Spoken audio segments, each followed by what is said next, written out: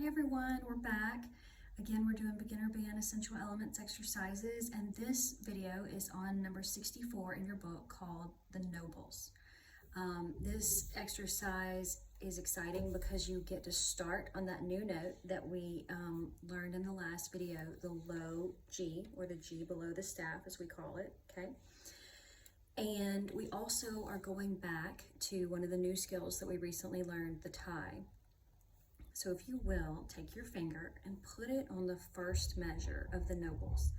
And you'll notice that we start on that G, of course, and the first three notes are 1, 2, and, or quarter, eighth, okay? And then we have a half note. Seems simple enough. But our half note is tied to a quarter note that lives in the next measure. It's beat 1 of the next measure. So we're going to hold that note for a total of 3 beats. Okay, it's just like we did in Alouette before when we had the half note tied to the quarter note. Same concept, same 3 beats, nothing tricky here, except that it goes across the bar line into another measure.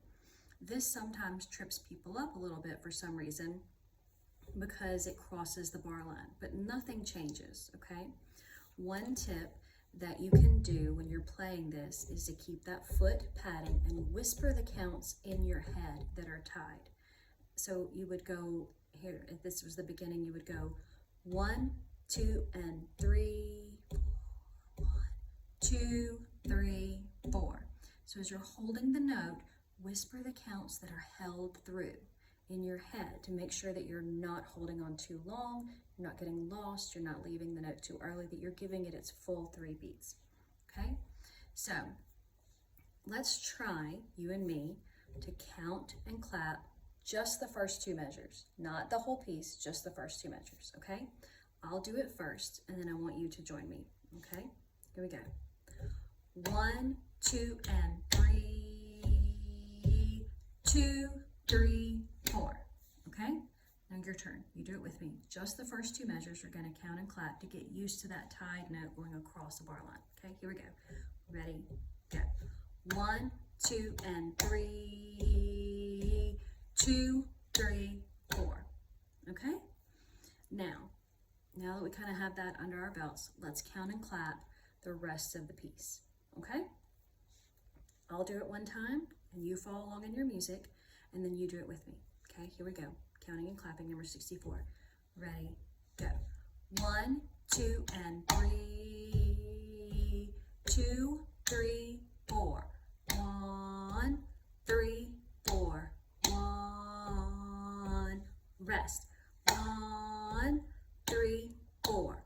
1, 3, 4. 1, 2, and 3, 4. 1, rest. Okay, now your turn. You count and clap with me. 1, 2, ready, go. 1, 2, and 3, 2, 3, 4. 1, 3, 4. 1, rest. 1, 3, 4. 1, 3, 4. 1, 2, and 3, 4. 1, rest. Okay? Now we're gonna play it. I'm gonna play it. I want you to whisper play it, okay? So whatever that means to you, whisper play, air play, singing finger, whatever your band director usually uses for terminology. I say whisper play, but whatever works for you.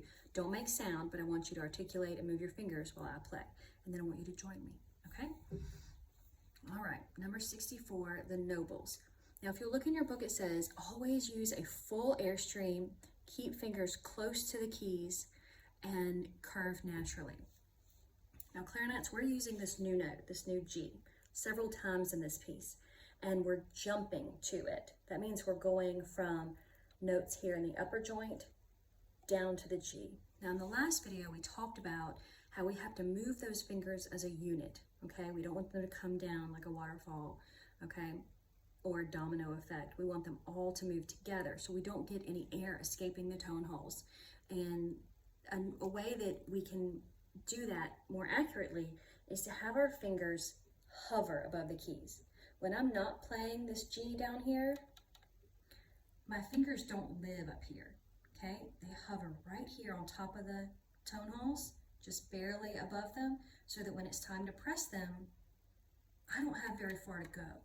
That cuts down on any mistakes or air loss or tone hole misses that you might have. So what the book is saying when it says keep fingers close, that's what it means. You want your fingers to hover just above the tone holes so that when it's time to press them, you don't have far to travel. And that's a lot less space to have a mistake. You're much more likely to have a good seal around the tone hole and have a nice pretty sound and hit your note on time if you have your fingers already close to the keys. Okay, again, as a review, using the lower joint notes and sealing these tone holes, you don't want your fingers curved too much like the claw, using the tips of the fingers, and you don't want them flat, using the crease, okay, below the pad of your finger. You want them nice, curved naturally, okay? And using the pads of the fingers so that you end up with a little hole right there in your fingers, okay? All right, so you whisper play, and I'll play the nobles, and we'll play together. Okay, here we go. 1, 2.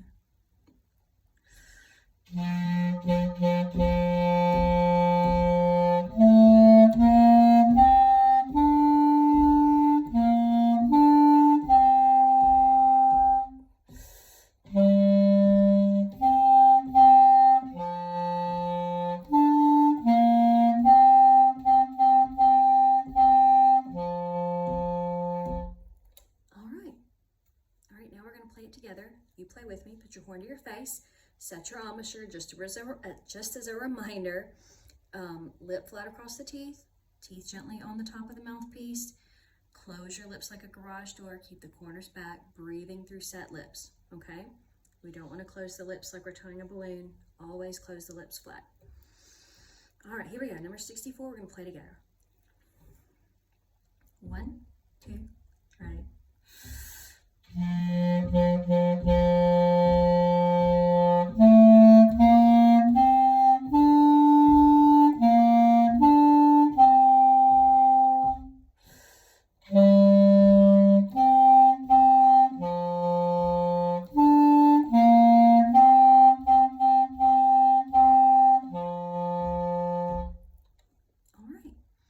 So that was the nobles. If you're having any trouble counting those tied notes, make sure you're patting your foot. That solves a lot of problems rhythmically. So if you're having any trouble with that, make sure you're patting that foot. Okay, you can even kind of bob a little bit to help you feel the beats that are tied. And again, as always, if you're having trouble with any part of this, going from the upper joint to the lower joint G or something like that, just practice that measure. You don't have to practice from start to finish of a piece. You can practice just the parts that are giving you trouble. But that's a fun one. It kind of sounds like nobility coming, kings and queens walking in or something. But I hope you guys enjoy it, and I'll see you next time. Bye.